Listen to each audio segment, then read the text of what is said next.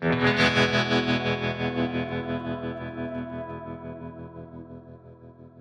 thanks for tuning in to our 63rd episode of the Mama Tried Flat Out Friday weekly podcast. We have a very special guest, Thor. You know Thor from CC Motorcycles. You know Thor from The One Show. You know Thor from winning the first ever Hooligan National. At the Super Prestigio in Las Vegas. Yeah. And I'm excited to unpack Thor and learn more about The One Show. You guys stay busy. 63. It's impressive. So I'm at the CC Motor Coffee flagship in my little workshop in the back. It's a small shop, but it's where I prefer to be when I'm not working on the computer in my little closet office. But no, it's just the back end. See, the building that CC's in is really weird. It's kind of like a hodgepodge of different buildings put together that all drain into the middle of the building somehow, and sometimes through the roof. But it's about a 110-year-old building. It started off as, I think it was a dry cleaners, and then they kept adding little back rooms, and so I'm in one of the little back rooms. It's like a concrete. It's kind of a cell. Okay. Similar to what we're in right now. Yeah. Probably about the same size. Yeah. Yeah. Paint booth, blast shelter. Yep. Yeah. So when we got in here, the floor was actually dirt, and my brother and I poured the concrete, and then I started building around. And the first thing I did is I painted it, and then I started putting all the like little kind of tattoos around so that they get covered up by things. It's kind of an interesting effect. Yeah. I like it. Hey, I remember the smoking seagulls thing. What's that from? That's back in the day stuff. Yeah, it's interesting because the first bike that I built was an XR 400, and strangely enough, it was modeled after that bike, the SR 500 that I've got when I was 16 or whatever, 15 years old. And we sent it around to, it was like part of this, well, it was the inaugural, we premiered them at the MotoGP's return to North America at Laguna Seca, and it was in the Red Bull kind of hospitality area.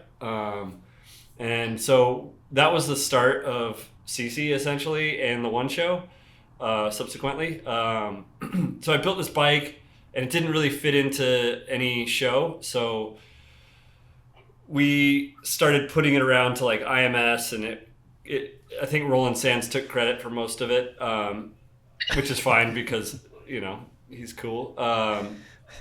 And then at the end of it, I just thought, well, this doesn't really fit in with other shows. So we just kind of need to make a show for bikes like this. And so that was where the One Show came from. That's cool. It was a reverse engineered project. That's awesome. I had no idea. Because I remember seeing pictures of that bike before I ever knew of you or the One Show. And it was like on like old Tumblr or that Found. Remember FFF Found? Like I feel like I saw it back then. And that was cool. Yeah, totally just a different take on, customizing motorcycles. And, I'm kind of from the dirt bike world, so it was familiar in a way. Yeah, it's super cool. I hadn't seen it before. I just looked it up. Yeah, how old were you when that happened, Thor? I think I was like 26. I think sounds about right. 27 maybe. That was your first custom motorcycle? That one right there? No, this one. No, the one that I'm looking at. I'm sorry, with Warren. Warren's got the. Oh yeah. Warren's got it queued up on his phone. Yeah, well, technically that was probably my first one. That was like, when I went full in and did like the full, rubber to handle grips type of deal. So tell me about those years. Tell me about the years you got this motorcycle behind you when you were 16 to when you were 26. What were those 10 years like for you? What were you doing? What was your occupation? Were you tinkering in the garage? Those are some good years, let me tell you. No, I started off. I was like I moved up to Oregon because I was a somewhat good a snowboarder guy, and so I moved up here when I was 15, and I was trying to be a professional snowboarder. I was in the amateur ranks, I would say, and then I moved up here and kind of lost interest in that. Just was overwhelming, I think, and so I started skateboarding more and got heavily into skateboarding,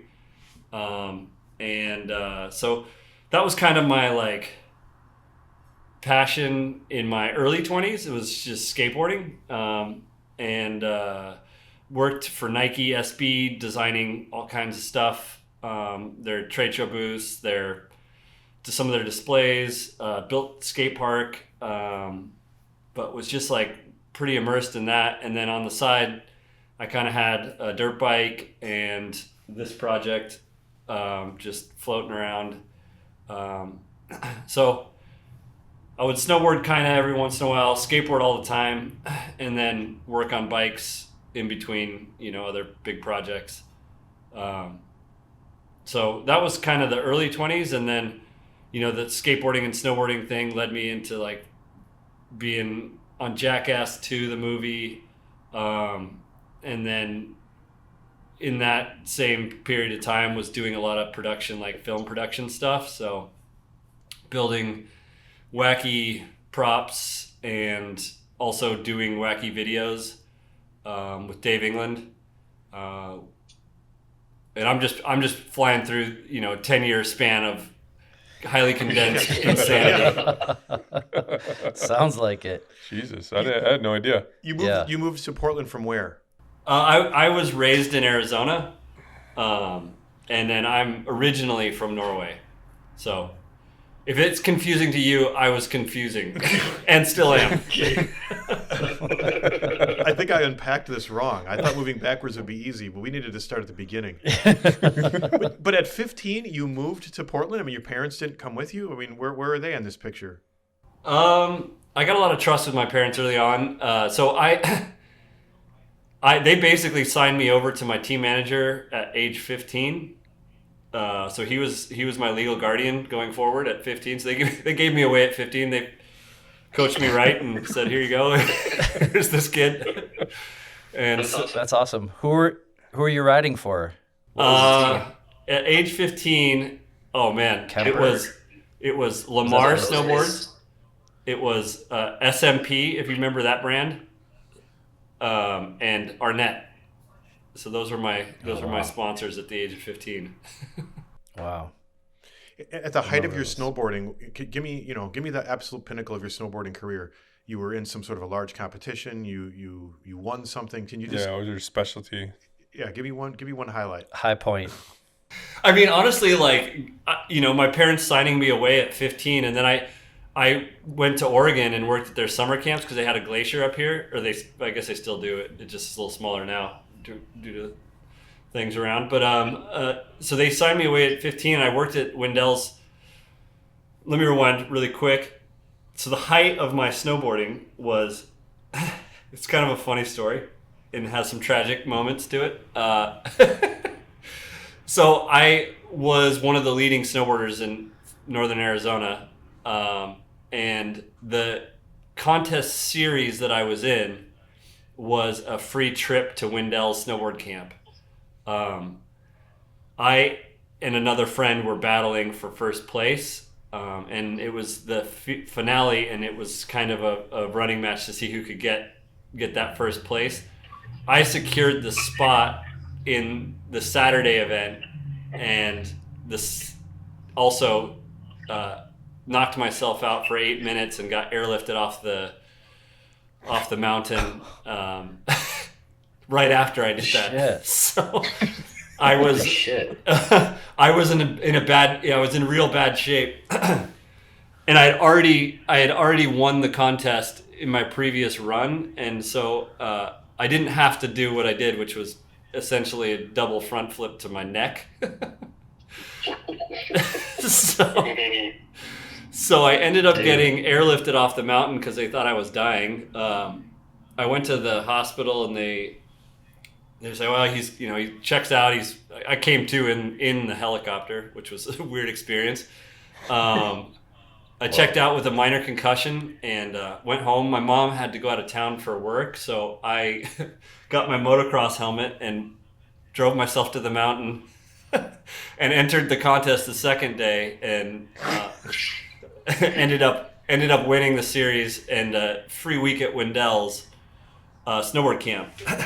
Now Wendell, being the mastermind that he is, thought, well, we can get this free labor all season for the same price as what it would cost to give him a free week. So he offered the opportunity to come work for the entire summer at his camp as a on-hill maintenance / worst job ever. So my parents signed me away at age 15, and I came up here and worked for 3 months, and then kind of after that, I was just on a path, like I sort of found independence and glory all at the same time. And so after that, I bought my own truck, winning snowboard contests, and drove myself up here at the age 16, which I think is pretty wild. I have a son now, and I just can't imagine him like winning enough money to buy a truck and then driving himself across the country and not seeing him for 3 months and like no cell phone, Right. Yeah. See ya. Good luck. Yeah, totally.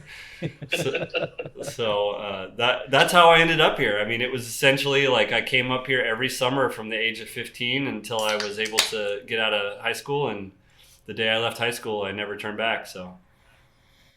Damn, that's pretty Did you cool. go to school? Did you go to college after that? Some sort of design school or something? I did. Sort of. Yeah. So another actually interesting correlation with the one show. So I went to community college for a couple of years, and I realized that was a dead end for me. So I got out of that with, bachelor or whatever. And then that was the years that I ended up going into doing like creative design and construction, and then working on, sets, and then ended up in Jackass and all that stuff. So those are the years that kind of led into that. And then That's out of Oregon. Or Portland. yeah, Or the so film yeah, a lot of scene the crew from Jackass was like based out of Portland. Oh, okay. Dave England, he's a close buddy of mine, and he's the reason that I got in there for sure. Yeah, so I during the economy turn, while I was doing all that building stuff, ended up applying because the only people that were paying good money at the time were advertising folks working in the advertising industry. So I ended up applying to a very exclusive post-grad type of situation at Wieden & Kennedy, which is a global advertising agency. And just, I knew the right people and had the weird building background. I got accepted into this like super exclusive advertising program that was for a year. And that was 2009, I believe. And so the basis of the program was that you had real clients doing real work. You weren't getting paid. You were actually paying to be there. And you had coaching from like real famous advertising names, Jim Riswold and a few others that are like famous in that world. Nike guys. So anyways, I was working on projects, and I got put on a project for what was it? It was like Target baby something. It was like a Target campaign for moms and babies, and I just didn't find the spark there at the time. So I started working on concepting the one show, and I was using like my fellow classmates as the creative graphic designers, and I was using this photo or the studio at Wieden & Kennedy to sneak posters out the back door and print all my materials. Well, you also learned a foundation. You learned a foundation for branding. Yeah, ultimately, like that was just, I had smoke coming off my heels, leaving that program and advertising world, but I did learn a lot of, the concepting and business end of the advertising world that really applied to putting together, successful events. And then the other part to that, which is really interesting, is to pay for the school, I was still building trade show booths. And so I had rented out a building to build the trade show booth in, and it shipped out. So once the trade show booth was gone, we used the building for actually the first ever one motorcycle show. And then to avoid paying disposal on all the containers for the old trade show booth that I had to resurrect, we turned those into bike stands. And that's where the bike stands came from. In our first show was just me being a cheap ass, not wanting to recycle a bunch of wood. So I just sat there and de-nailed it and, put it together in a different way. So That's great, man. Cool. What year was that, and how many bikes did you have in the first show? So that was 2009, and then the first show was actually in January 2010, and we had about 60 bikes, and it was like super magical, and like it resonated. The concept of the show is like the one motorcycle, and the way that is perceived is like everybody's got their version of that, right? Like what makes you guys tick is different than some people, and what I noticed about motorcycling is that people get real weird and very highly focused in one area of it, and it's really cool that way, and it has so many small little factions, but the idea of the show is it would bring all those types of people together, and so that first show was definitely magical in that sense. Well, hold on. I want to talk more about motorcycles, Scott and Warren, these motorcycle people over here to my left. But I just want to go backwards. Just one part that's an important piece of this story. Tell me about being Norwegian, right? How would you? When did you move from Norway, or what kind of Norwegian culture mores stay with you today? Well, Norwegian are very stone-headed. I'm sure you guys know a few out there in the Midwest. I feel like there's a lot of Norwegians in the Midwest. Yeah. Maybe in this room. I think that the strongest characteristic of my Norwegian side is that it's extremely Norwegian and stone-headed, and unwavering, and I won't give up. I call this the strong sense of direction. When the Vikings took off from Norway, they were just sick of eating potatoes and pigeons or whatever, and they're like, "Fuck it, anyways, anything's better than this, so we're going that way." And they just didn't know it was that way, but they found a lot of things along the way, and it was just so the way that I interpret that is, you go as far as you can until you hit the wall, or whatever is on the other side, and then check that out for a while, and then plan a new course. Yeah. I've been working with you just a little bit, Thor, and your persistence is admirable. Well, thanks. But we'll get to that in a second. I have one more question, Scott, and then I'm going to turn it over to you with the one show and things. But I got one more question. I promise you this is my last question. Pre-motorcycles. Bullshit. That was the start of the one show. What's the history of CC? In a short form, what's the history of CC coffee per se and CC motorcycles? Yeah, so CC kind of started as the bike, right? I thought I'd be this cool bike builder guy. It turns out not so much, but it started with the bike, and the idea that you could build bikes for money. That's only a few people. Maybe Warren can do that. Warren's one of the guys I think that's figured it out. I know. I was gonna say, dude. No, man. I learned a long time ago that I need another source of income when it comes to motorcycle building. So no, I don't do that full time. Hell no. Okay, Roland Sands has figured it out. Maybe. Yeah, there you go. You got to be. It's basically the equivalent of being a rock star or whatever, a movie star, right? It's this many people on the earth that can pull it off. Yeah, totally. Very few. But anyways, especially I'm not very good at building either. Anyways, I'm kind of good at building things, but not good at doing the motorcycle things is so much. I'm okay, I guess. I don't know. Hard to say. Only time will tell. But Yeah, you got the whole jack of all, master of none. yeah, pretty much. I'd say that. Yeah. Mm-hmm. So CC came along because I wanted to build custom bikes. I thought that would be a cool way to live, and then realized quickly that wasn't going to be the case.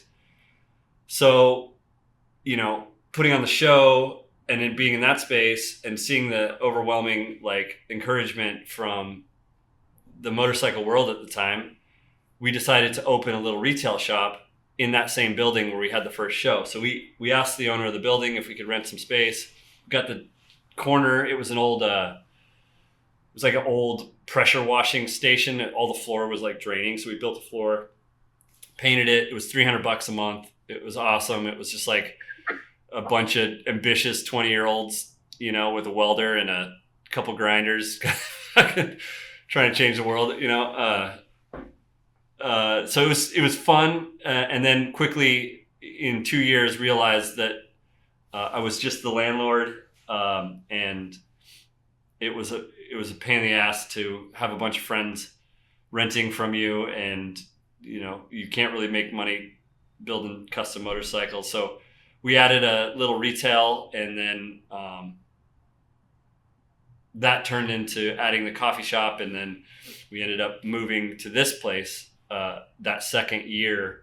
And I partnered with George Kasapakis, who you guys will get to meet in Portland. He's amazing.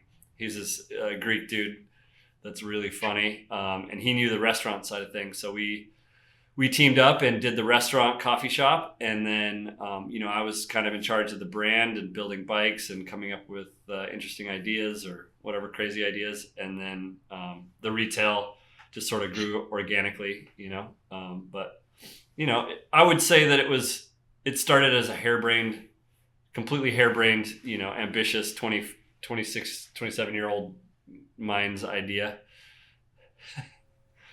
Does CC have any relevance? What does it mean? It's the face. So I had this dream about this logo. I don't know why or where it came from, but it was the indirect eyes. It probably, a lot of people say Moon Eyes has some, but I didn't even know about Moon Eyes at the time. I might have seen it though. Who knows where inspiration comes from? But I just had this dream about this logo, and it's the eyes, the two eyes are seeing CC. It's a double entendre. It doesn't make any sense in the advertising world. This is the best part. All the shit that I learned in advertising, this is not what you would do. This is the exact opposite. Well, let me go. I often do this, Tor. I often go on philosophical tangents. And here's what your logo means to me. I don't know necessarily about your history as a respected bike builder. I know you as just a really good human. And that smile to me represents that. Am I getting too deep or too sappy with this? No, I think that's a good observation. I think it. Yeah. Yeah, your smiling logo. I first had heard about you through my partners here, and I first met you at your one show, and I didn't know you, but we took a picture together, and it was very special to me just because I could feel the sense of the human that you are, not the fact that you were in charge of the one show. And so that's what the CC logo means to me, if that means anything. Yeah, just good vibes. Yeah, good vibes. Yeah, totally. And that some of that's intentional too. I think at the time, picture back 2009 Orange County choppers, is skulls and flames and tough motorcycle shit going on, and I was this weird guy that was building dirt bikes into street bikes. So it had to be different, it couldn't be didn't really work as a skull and flame type of thing, Yeah. How old are you, Tor? I wanted to say 34, but I'm actually 43 now, so got it. All right, so I'm 42, so I'm picking up what you're putting down with the motorcycle thing. It's it's wild that for you to be on the other side of the country, I guess, from those guys and doing that is pretty awesome. The skateboard kind of fuck you mentality of I want to do something different is coming through. Yeah, and I think that's all it was. I call it insecurity and rage. It's I didn't really quite fit in there, but I just went harder the other way. just because you felt like you had to do something. There's something that Yeah. I feel something, but I don't know what it is. We're gonna go this way. That's also part of being Norwegian, you know. It's like fuck, there's like I felt odd and weird, and I didn't quite fit in, and I was like, yeah, but there's something cool about this, you know. So I really went into it. Yeah, that's great. I mean, I feel like I'm constantly having this conversation with people that don't really understand maybe like what we do or what our like focus is. People that are outside of the motorcycle Of the world. motorcycle world, because they think that because you have choppers at your show, like it's a whole bunch of just like tough guy dudes all standing around scowling at each other. Yeah. Beer. And it's like, it's not like that. It's actually really fun, and people are really nice, and they're just like, I don't really understand how you can do that. They're just like, and I'm like, you should come and check it out. They're like, no, well, that's okay. The greatest thing is that, you know, at some point they will get forced into it because there's something they don't understand, and some people do understand it, you know, so it's like it's relevant, and then you see them at the show like having fun, and you're like, see, I told you. Yeah. It's a slow growth thing, right? You're not going to force them into it, but you're right. Eventually they'll end up there. Yeah. And you'd be like, oh, I get it now. It makes a lot of sense. They get thrown in the pool, and then suddenly they're all about it. Yep. Yeah, and it's. I mean, I think the crowd and the room that we build for the weekend is just apparent of that. It kind of weeds folks out and attracts certain individuals that are open-minded and want to have a good time, and like kind of kick the other bullshit to the side for the weekend and get in there and just kind of learn and feel and hang out. And Yeah. Well, and I've been to the one show several times in my life, but I remember, didn't we all go? Yeah. When was it? Like 5 years ago? When were you racing them little electric bikes upstairs in Beer Can Alley? I think that was. Oh yeah, the Pickle Factory. Yeah, totally. That was 4 years ago, I think. And we had just had such a great time there, and just like the vibe is such a great, positive, friendly. Everyone's just grinning ear to ear and just like having basically just everyone's just like, silently doing that in their head, just having a great time, and we felt that and really, really enjoyed the trip. Yeah. I mean that's the point, right? Motorcycles are fun. They're not like necessary, but they're fun, and we can certainly use them to, as extensions of our personalities. But really, like even the toughest of guys is doing it because it's fun, Yeah. Yep. Exactly. Well, let me pose this philosophical question if I can. Oh boy, I thought you had no more questions. Just real quick. I'm only doing this because I know Tor can handle it. I've pressed him hard with philosophical discussions earlier.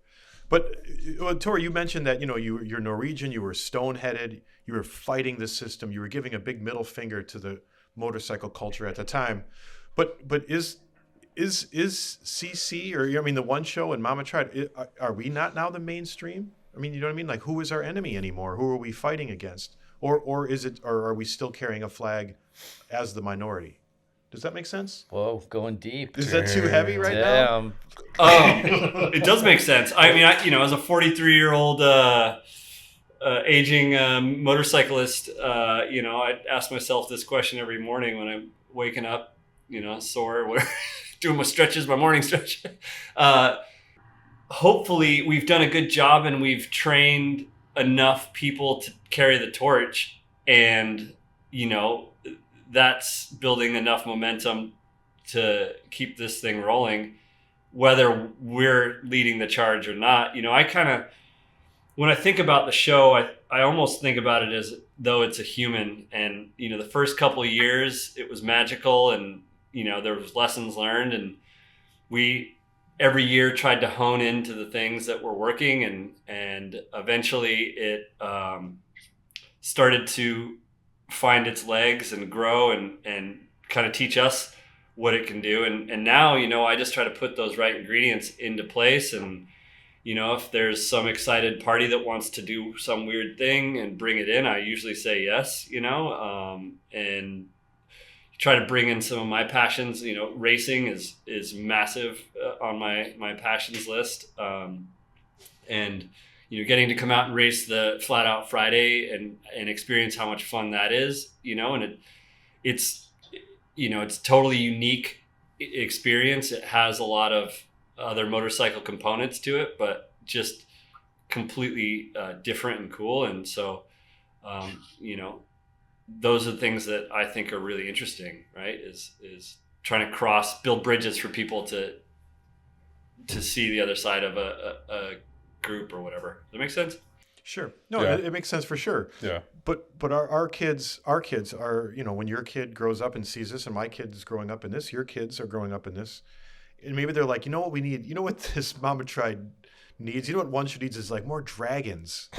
You know what it needs is more like switchblades and fat rear tires. I mean, do you know what I'm saying? Yeah. It's all cyclical. Yeah, exactly. Yeah. I mean, they'll go through the cycles too, right? Like, I mean, in my lifetime, I've been ridden a wide tire, tribal flamed fucking neon billet barge, up to, a bagger, right? Everything in between.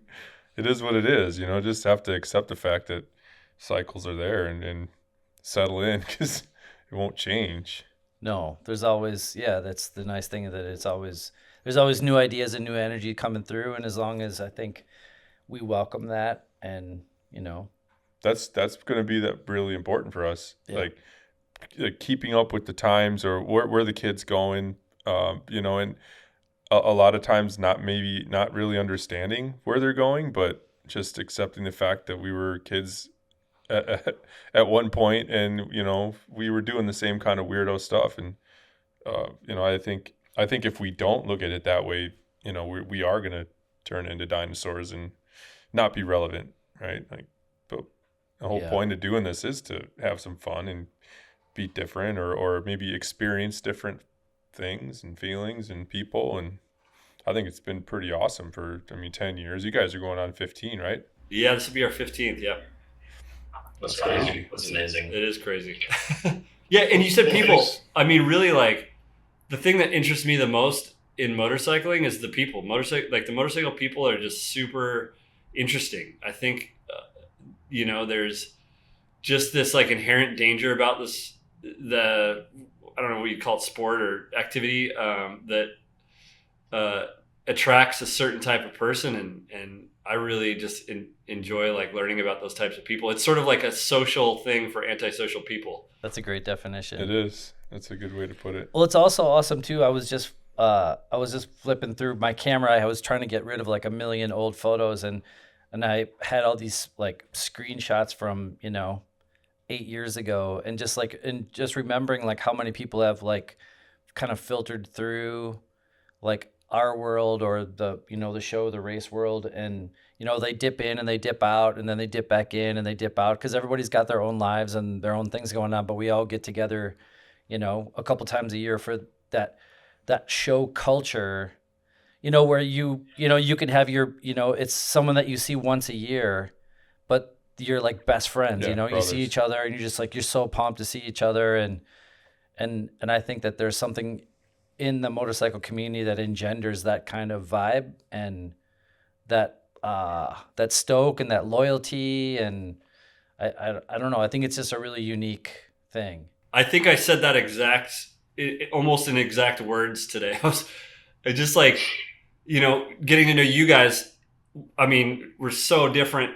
You guys live in a completely different part of the country, into different things completely. And then, we can get together and drink a beer and talk about, the bike that's in front of us, as though, we came from the same exact, Yeah, like we were neighbors. Yeah, totally. Like we've been talking about this bike for years here.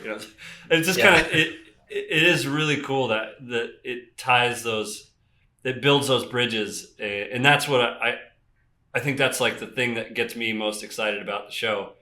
Certainly not the amount of work or the lack of money, but the interesting, interesting folks that just come along, and you schedule that time. You're there for 2 days. You catch up, enough, and then you're on to your own life, and lots of things are happening, of course, and yeah, it's really cool. We were out at your guys' show. We felt like we were part of the family, like we'd always been going, so. Of course. Yeah, it's important to us for that like feeling to be present, and make people welcome regardless of how weird you are or where you came from or what you're doing. Yeah, and that's what I'm so excited to see is like coming out by you, because you've been doing this for such a long time, and obviously you know how many people it takes to put these things on. So right, you've got this big community of people around you. How did you create that community, or like how? I mean, I guess that's too big of a question, but like, the people that are around you that help you put on the show and the races that you've been putting on, like, Yeah, how did you get believers? Yeah. I mean, I know that's really broad, but no, I don't know if there's any tying bind outside of that. That I've sort of given people the creative freedom and support to like get what they want out of a job, and and so like I always say like lead by example type of deal. And so I don't know, somewhere in lead by example and giving people enough rope to like get what they want out of life and work, that balance, I've gotten a fantastic team of people. And my wife, she's worked with me, she curates the show, and she's worked with me since day one. She was like a bartender when we got dollar beers from PBR, so it's just, I don't know, it's just people who are driven by the same kind of concept have stuck with it, and that honestly I couldn't do it without those people. It's I'm not smart enough to figure all those steps out, but those people can do it, so yeah. Well, like that Cossacks, that I don't know, what do you call it? Like Seattle Cossacks, Cossacks. Yeah. I don't know how you say it, but like it's not a stunt team, but like that's an old group, right? That's an old 85 years, or I think 87 now. Wow. Yeah. That's the guys that ride on a pyramid, or like totally. Yeah. Stunt team. The nicest guys. The first stunt team. Yeah. And so how does that work? Like, do people like your dad was into it, or your uncle was into it, or like, and you just you come into the fold? It's like a motorcycle club, like loosely definition of a motorcycle club, or how like, I'm just so curious, like about all these different bits of the Portland motorcycle scene that I'm excited to get a glimpse of. Yeah. I mean, part of my, I guess, ADD or whatever, like not ability to stay in one thing. I go all over the place. So I met those guys at a race, and I was just kind of the same way, like starstruck in a way. I was like, how does this exist? And I never heard of it before. And so just kept in contact with them, and ended up inviting them to the show, and they had a great time. And, it's one of those things that you could say the world is small, and like minds make it that way, I think. And those dudes are just really nice, like family folk. And, we crossed paths, and that's with most of the components of the show. I mean, the freestyle motocross guys are friends, and I know them from another world. And, just kind of just being passionate about motorcycles takes you all over the place, and you meet certain people, and I just explore those opportunities and try to make them happen as much as I can. I sort of manifest that too, it's like you're like, I want this to happen, but I will clearly. Yeah. Wait, I had another question. I know Jeremy's got them all lined up over here, but I had another question. Tell us about the Castle Rock AFT, like, sort of thing. Like, how did you start? How did that go? How did you start doing it? It's like, this will be your third. You're doing it again. This will be the third time. You did it twice already. No, I did it once. I was one and done. So, okay. Yeah. So what happened, and the history behind that, is that I was invited by Gary Inman at Sideburn to go over to England and race at Dirtquake, and then subsequently go to Wheels and Waves. I think it was like the third year of their event. And so went over there, raced, had a blast, got to know some of the European folks over there. Then, I thought Wheels and Waves was right down the street, so I didn't realize it was separated by about 1,000 miles.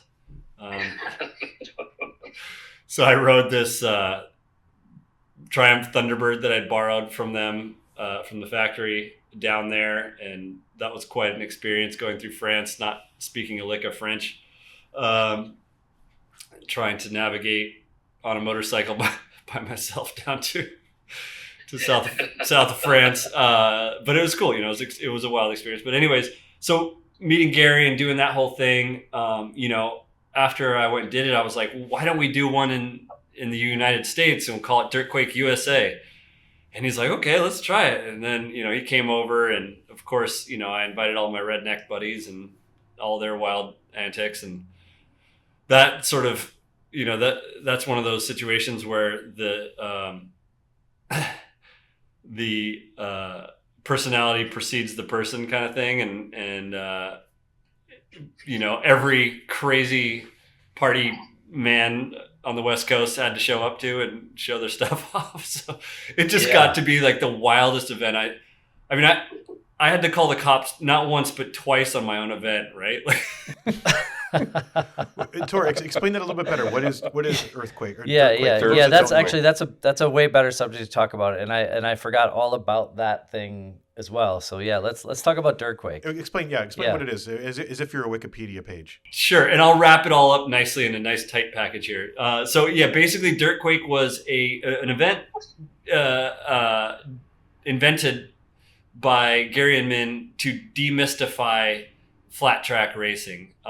He is the godfather of, I think, bringing the excitement back into flat track. So the event was, wild and crazy bikes on professional courses, right? So everything from choppers to mini bikes. We did as part of the North American legacy, we did the three-wheeler world championships. Or we called it the tripod because it was everything from snowmobiles to three-wheelers to like homemade death traps. So it was the tripod world champion. We had a piece of pizza race in it once. I remember seeing that. Yeah. So just really just trying to have as much fun, as possible on motorcycles. And that we did for 5 years. And then he sold Dirtquake to another company, so we couldn't use the name anymore. And then so we had to come up with a new name for the event, and we were, well, it's kind of like the one show, but it's way wilder. So we called it the Wild One. And so we had to change the name. People still called it Dirtquake. We'd be like, yeah, it's Dirtquake. Same thing. And we had wrestlers. One of my favorite moments of that is we had wrestlers on the start finish line. So the halftime shows was luchador wrestlers on the track wrestling, and it just was so confusing to people. But then because we did it once, it was like now expected that we had to continue to do that. It's just cool, like sounds great. Sticking that tongue far into the cheek and seeing how much fun you can have.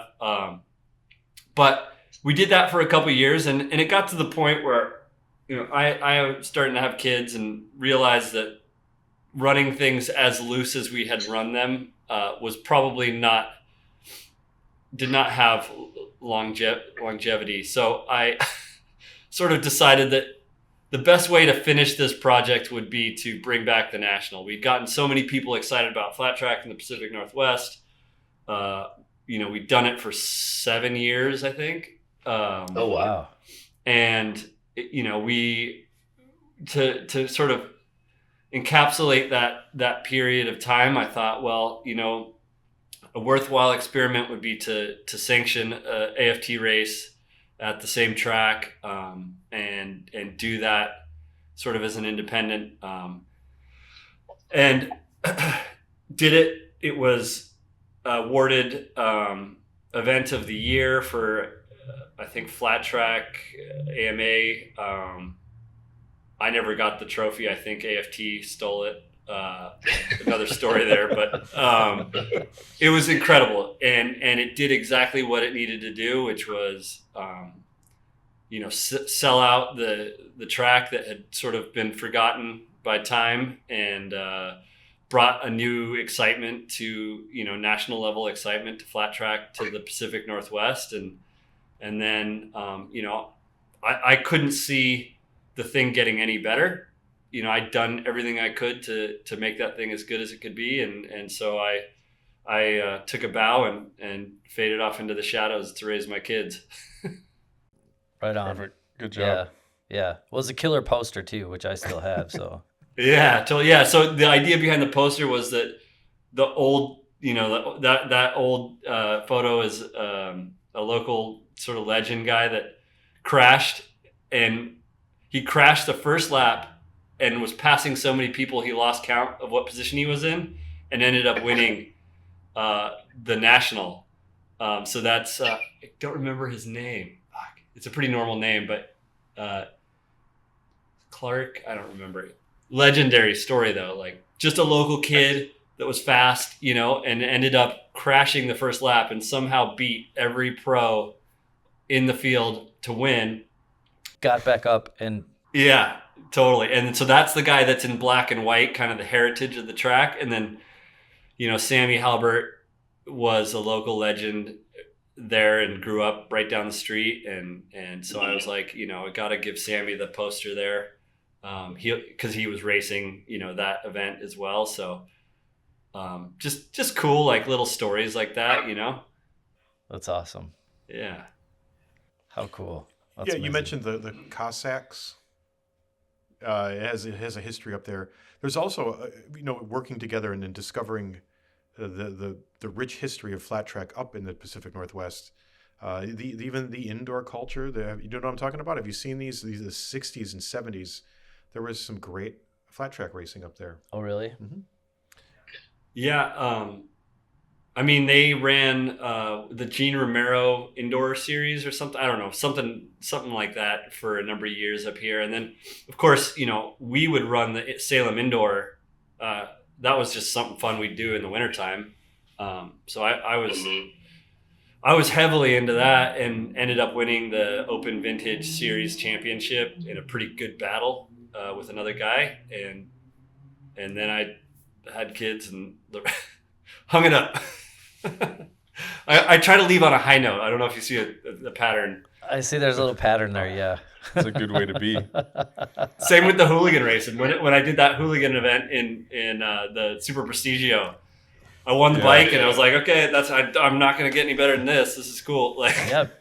That's another story we haven't talked about. Yeah, we were there. We were there. Yeah. oh, you That were? was our Yeah. we were there. That was like our founding. We went there to coalesce our idea for Flat Out Friday and see what running it indoor was all about. And we had a blast. And we saw you win that. And it was a great time. That was like the early days of hooligan racing, and it was a pretty special vibe back then.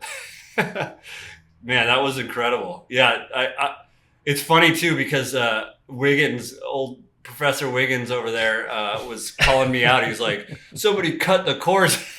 And I just remember. You mean Wiggins was complaining about something? That's funny. That's weird.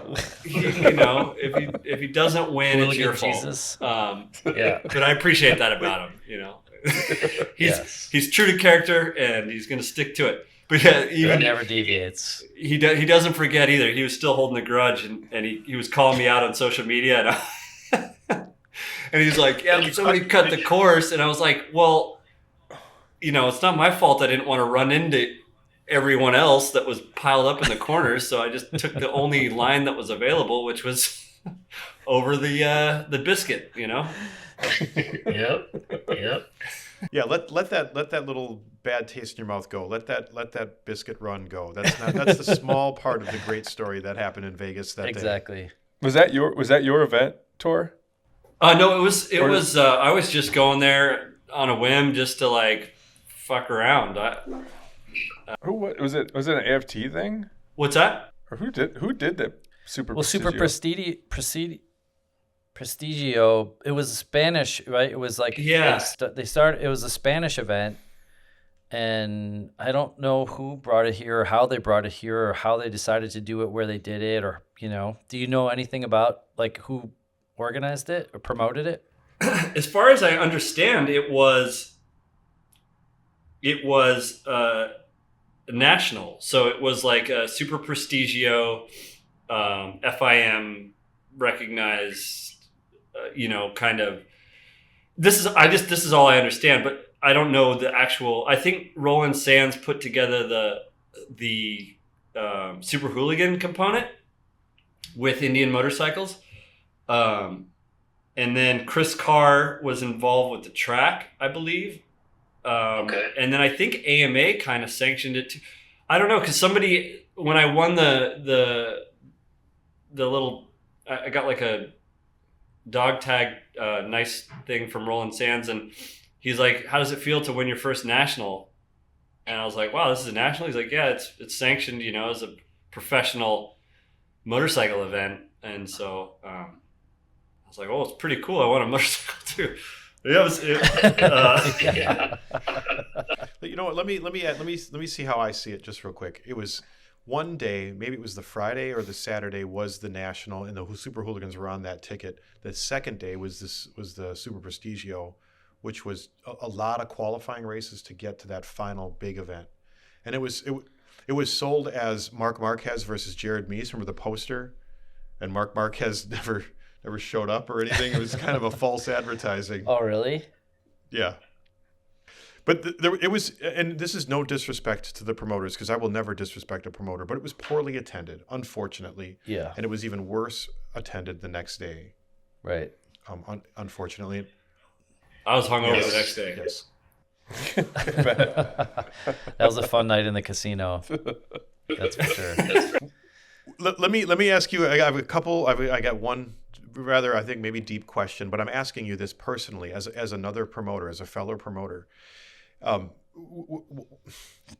do you feel after your event? You had alluded to it earlier, that after you spend 2 days of shaking hands and seeing all your family, how do you feel after spending the months of planning the one show and then, that Monday, Tuesday? What are the vibes? I mean, I would say that my most edgy that I'll ever be is like 2 days after the event. You tap into reserves when you put on events that go for longer than a day.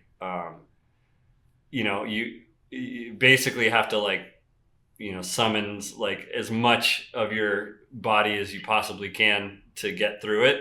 And, you're sleeping on zero sleep. You're usually eating burritos while running around, or a piece of pizza.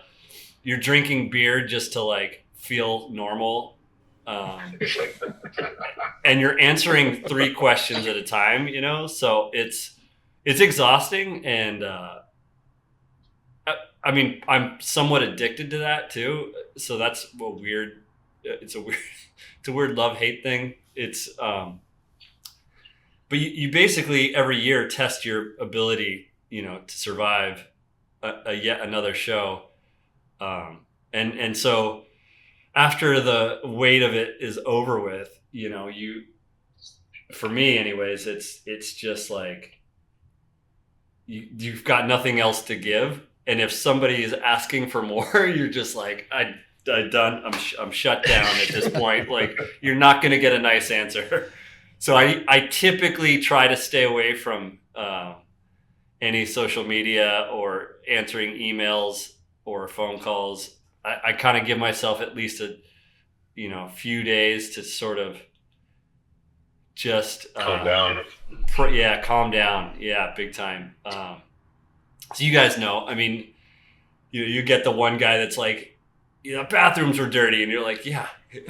Have you ever been to an event where the bathrooms were clean? And if you were at an event where bathrooms were clean, did you enjoy yourself at that event? Because I assume that there wasn't anybody else there. But you can't explain that to somebody. You're like, Yeah. You just all you do is say fuck you. You're like, Yeah. fuck off.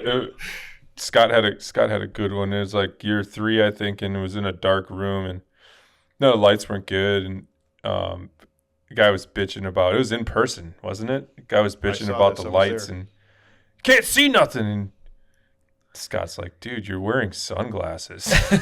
Yeah, the guy was like standing in front of me bitching about how he couldn't see any of the motorcycles. Is like, and he's just this old, I'm a graybeard now, but like, he was just, you know, like he's yelling at me. I'm like, dude, you're wearing sunglasses indoors. Like, I don't know what to tell you.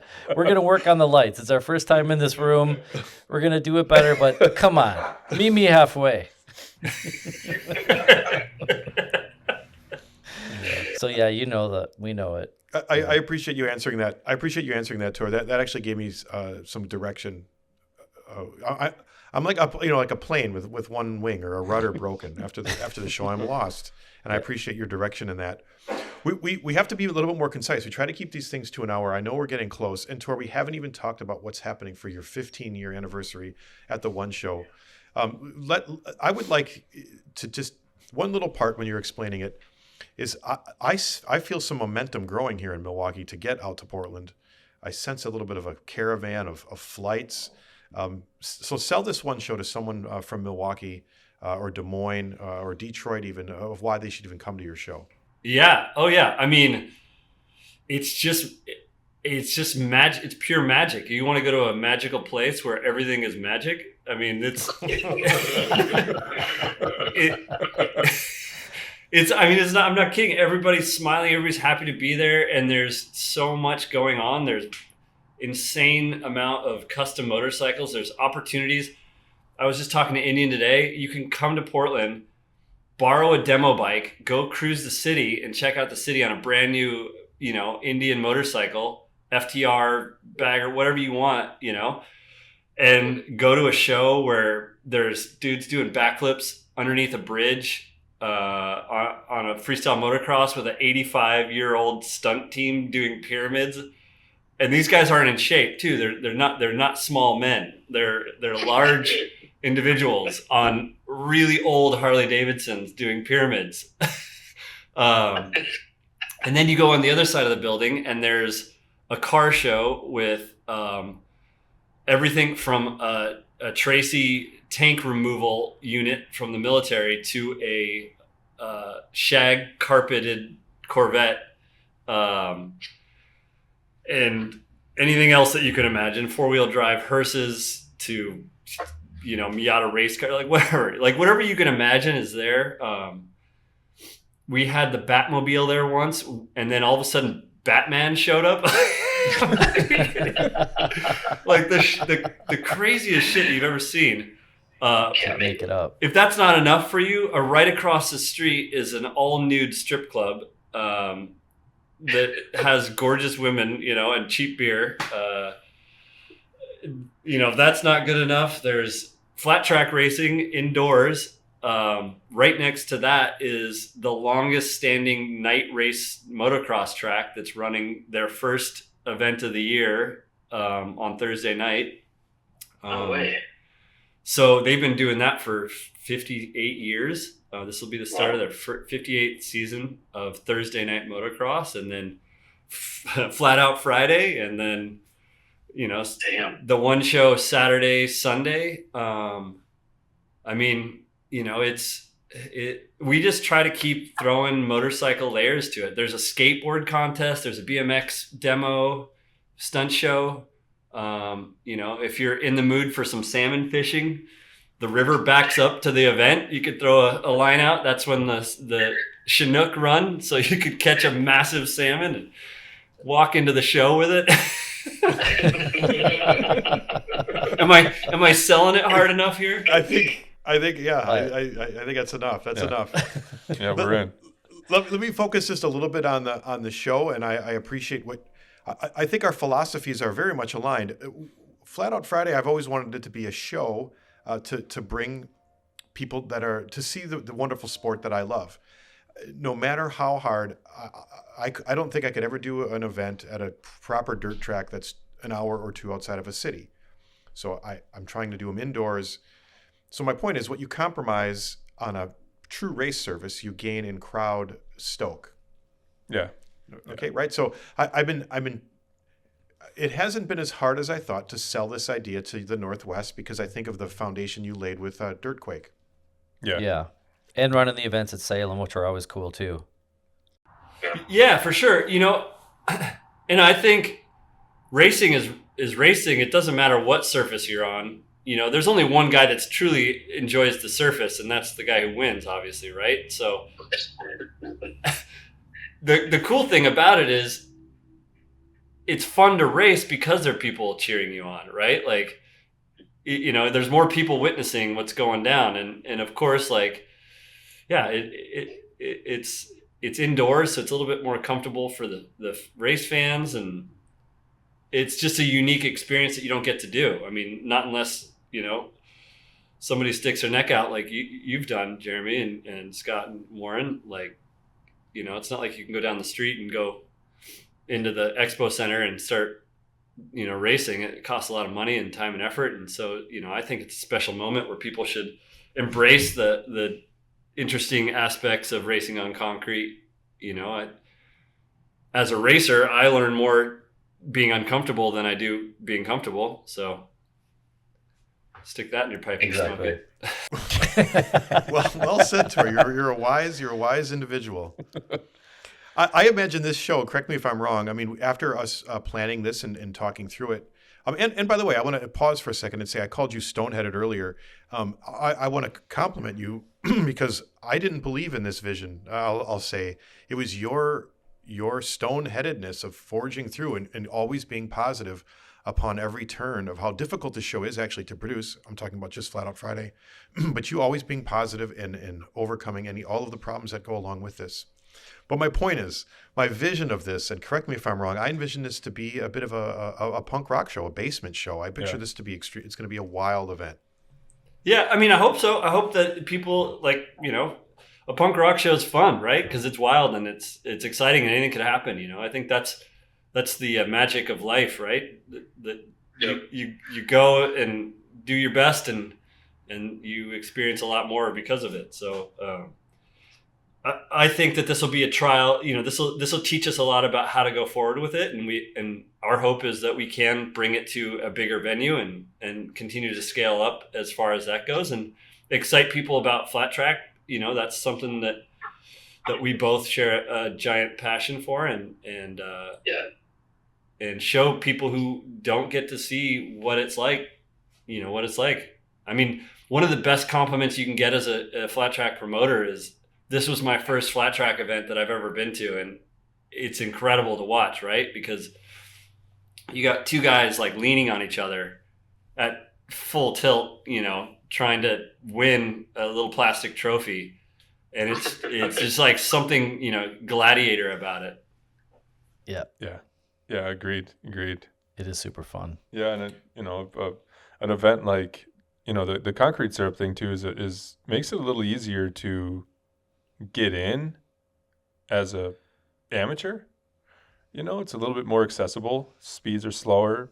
You're more contained. You're in the city. Like, I think it adds a cool aspect that way, because it gives the opportunity for an amateur to actually pull the trigger and go and do it, which is awesome. Because the next best compliment is when you get like, oh man, I just raced my first race. Thank you for getting me out there to do it. And like, I didn't do any of that, Mm-hmm. But it's cool. It's concrete, so there's a lot of different race bikes on concrete, right? Like, it doesn't have to be a finely tuned, FTR factory Indian or XR 750. It could be, I mean, I came out and raced a Rivet electric bike at your event, and there were people racing a dining room table while eating dinner. So you can pretty much, Exactly. there's lots of options in between all those things. You can certainly race the professional level race bikes, but there's also race classes for pretty much any motorcycle that was ever made. Yeah. And I think also the thing that we've learned too after years of doing this is, just because it's a syrup track on concrete does not mean it's a monolithic surface from year to year, from corner to corner. Every year it's different. Every corner is different. It just depends on the humidity Yeah, it's challenging. And Jeremy, you've gotten better and better about preparing tracks that, that have traction, but also just enough non-traction So you to can make back it it to in. make it interesting. Remember the first couple of years we did it, it was more of like a freight train surface where you just really couldn't, it was very sticky. turning was so easy because it was so sticky. And now, I think you've mastered the amount of syrup it takes to make a track that's slippery yet hooks up and keeps it interesting. So. Oh, I think there's that. Well, I appreciate the compliment. Well, yeah, but I guess I was just saying that not to compliment you necessarily, even though it is, but just to show people that if you've never raced on syrup before, it's not like it's not different than a dirt surface where it has like all these different variables and, this corner is better or, this one really hooks up, but that one doesn't, which is what keeps it interesting. If every track was exactly the same, there would be no fun to it. So yeah, I think I agree with you that there's a bit of learning in every time you go racing, trying to learn the surface, learn the course, and that's what makes racing fun.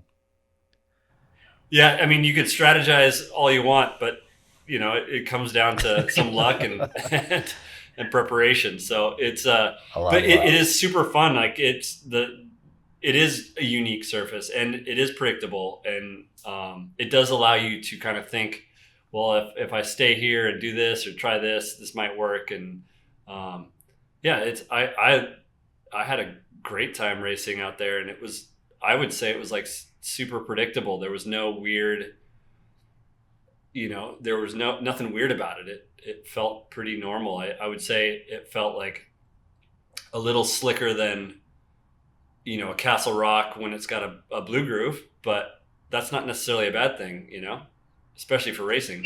Well, we got to wrap this up. We got to keep this to an hour, but I do want to focus on one interesting factor in all of this, and that is the city of Portland itself.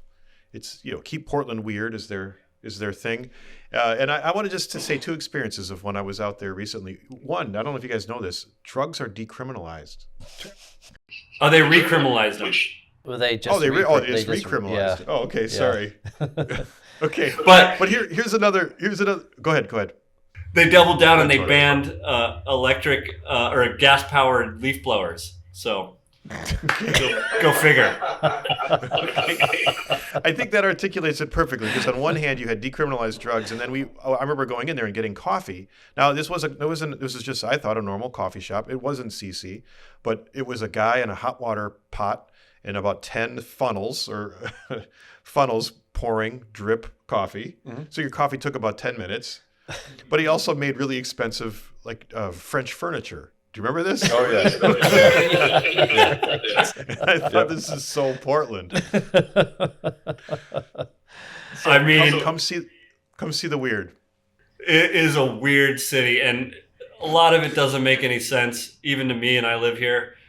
But I guess that's sort of kind of interesting too. At the same time, there's something about the wild, wild west that it can be intriguing and exciting. So, isn't there like an an ADV alley race, or like a kind of dirt bike race that goes through the alleys of a certain neighborhood? And the alley sweeper. So the city of Portland has alleyways, and they're considered public thoroughfare. But obviously a lot of homeowners adopt those as their own. And so you get about 400 people on everything from dirt bikes to scooters ripping through the alleyways. And it started off as like a sort of PSA kind of thing where we were, I was part of the club that put that on, that was trying to say, hey, like, pay attention to your motorcyclists because there's a lot of us out here. And now it's turned into a full like parade. I don't know if it's doing the intended goal there, but it's definitely interesting. that's awesome. We call it the urban enduro. It's kind of like some of the alleyways are pretty rough. I've seen a guy in a scooter go straight through a fence. It was about the funniest thing ever. It was like the comedy, the cartoon when you go through the fence and it spins around. He went through it and just disappeared. What the fuck? Well, that's awesome. Well, we're excited to come and see Portland and to experience everything that Portland has to offer. So Yeah, but what is it? April 19th, 2021. Yeah. Portland, Oregon. I actually did a billboard for Flat Out Friday, and it says, "Keep Portland weirder, motorcycle racing indoors." All right, I like it. Perfect. I like it. Well, thanks for everything. Thanks for everything, Tor. And I want to know you're much respected even here in the Midwest. So we're clapping it up for Tor. Yeah. Yeah. Thanks, man. Hey, Really thanks great for to having me talk out to there. Yeah. I got a fun trip planned for you guys. That's for sure.